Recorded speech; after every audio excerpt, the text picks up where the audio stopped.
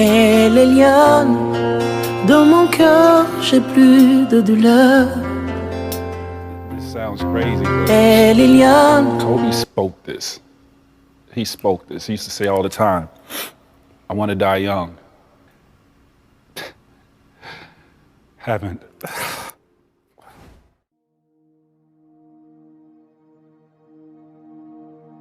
J'avais un objectif. Je voulais être un des meilleurs joueurs de basketball de tous les temps. Et n'importe quoi d'autre qui était en dehors de ce chemin, je n'avais pas de temps pour ça. À quel âge est-ce que ce but est devenu parfaitement clair que c'est ce que vous poursuiviez? J'ai fait cet accord avec moi-même quand j'avais 13 ans. À 13 ans, 13 ans, c'est l'accord que j'ai c'était fait. parfaitement clair pour vous. Parfaitement clair. Et d'où est-ce que venait l'inspiration? L'amour du jeu. L'amour du jeu, le challenge. Genre, je regardais Magic jouer, je regardais Michael jouer, et je les voyais faire ces choses incroyables. Et je me disais, est-ce que je peux atteindre ce niveau? Je ne sais pas, mais on va voir. À 13 ans, j'avais j'avais une liste noire. Et donc, vous savez, il faisait ces classements. C'était les classements des joueurs dans le Street Smith. Et j'étais carrément introuvable. Parce que je faisais genre 1m95, j'étais maigrichant et je pesais 70 kg tout mouillé. Donc j'étais genre 57e sur la liste. Et donc je regardais le 56e, le 55e, tout en haut jusqu'au premier. Qui étaient ces joueurs? Pour quelle équipe jouaient-ils? Donc quand on est allé en compétition à la AAU, je devais les traquer. Vous voyez? Et donc c'est devenu ma mission au lycée.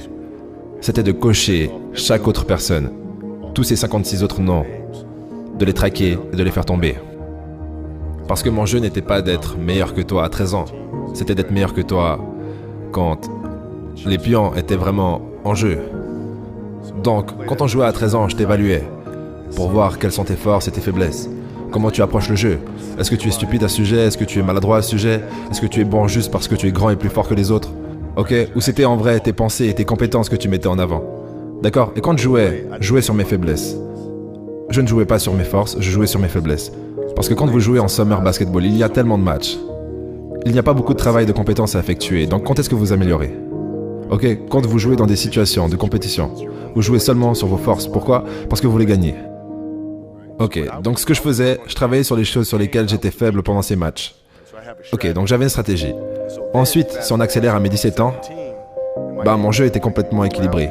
Et ce joueur de 13 ans, que je voyais à 13 ans, fait toujours les mêmes conneries à 17 ans. Maintenant, il a un problème. C'était un processus de tous les jours, d'essayer de comprendre les forces et les faiblesses. Par exemple, la capacité de saut. Ma détente verticale était de 1 mètre. Elle n'était pas à 1m15 ou 1m10. Mes mains sont grandes, mais elles ne sont pas énormes.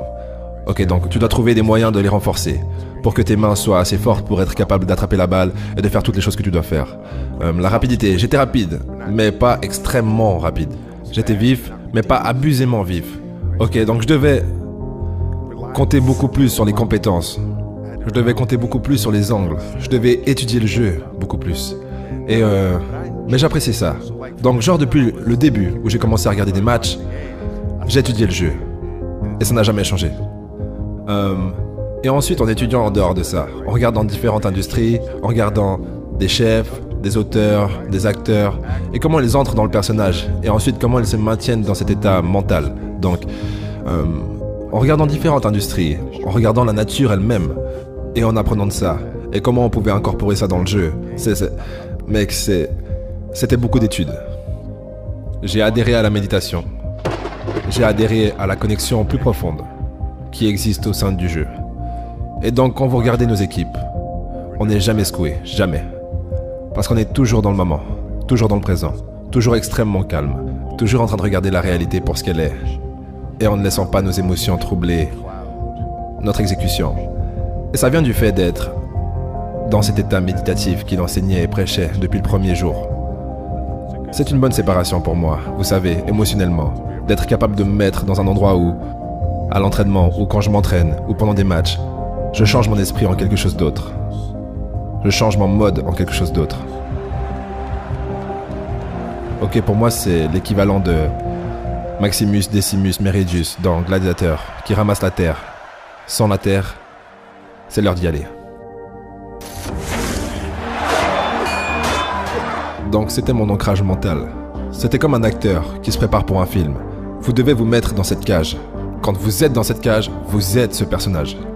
Et quand vous partez, ça peut être quelque chose de complètement différent. Mais quand je suis dans cette cage, frérot, ne me touche pas, ne me parle pas, juste...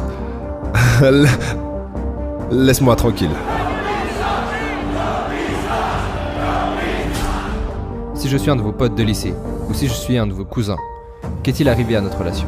Comment est-ce que cela gravitait quand vous êtes entré dans la ligue et vous êtes déterminé à devenir le meilleur, vous êtes déterminé à devenir l'un des meilleurs? Qu'est-ce qui arrive à notre relation? Elle en souffre. Elle en souffre? Oh oui. Ok. Et vous Oui, parce compreniez que- ça, vous étiez d'accord avec ça? Oui, oui. Et les gens qui vous aiment, comme les amis et la famille, ils savent ça à propos de vous. Donc ils vous laissent être vous. Et quand vous vous réunissez à nouveau, vous savez, vous reprenez là où vous vous étiez arrêté. Mais ne vous y trompez pas, tout ce qu'il y a entre deux est perdu. Donc c'est relation long terme, l'engagement de temps. Vous savez, prendre des vacances. Genre, je vois beaucoup de joueurs prendre des vacances avec d'autres joueurs qui sont des amis proches. Et juste prendre des vacances pour prendre des vacances. Ou juste traîner ensemble pour traîner ensemble. Genre, je n'ai jamais fait ça. Parce que quand je prends ma retraite, je n'ai pas envie de devoir me dire j'aurais aimé avoir fait plus. Je ne veux pas ça. Vous savez, je ne veux pas ça.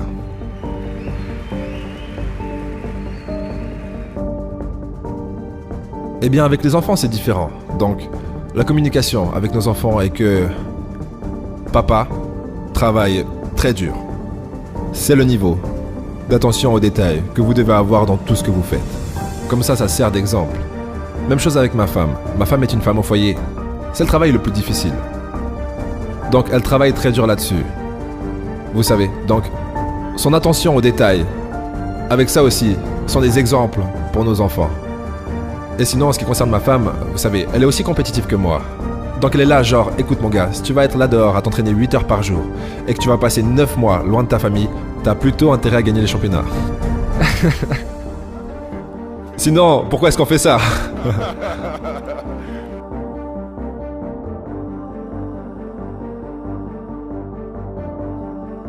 Vous devez mener par l'exemple. En tant que parent, vous devez mener par l'exemple. Si vous voulez que vos enfants fassent, peu importe ce qu'ils veulent accomplir dans la vie, vous devez leur montrer. Vous ne pouvez pas. Vous devez leur montrer.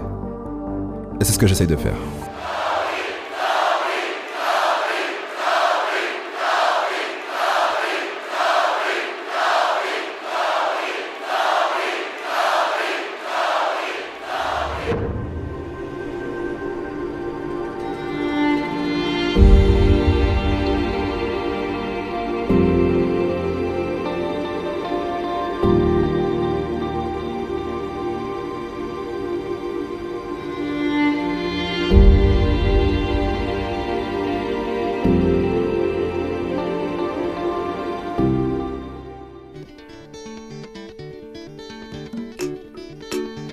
Awantwe? Oh? Zingani nkogo. Yeno.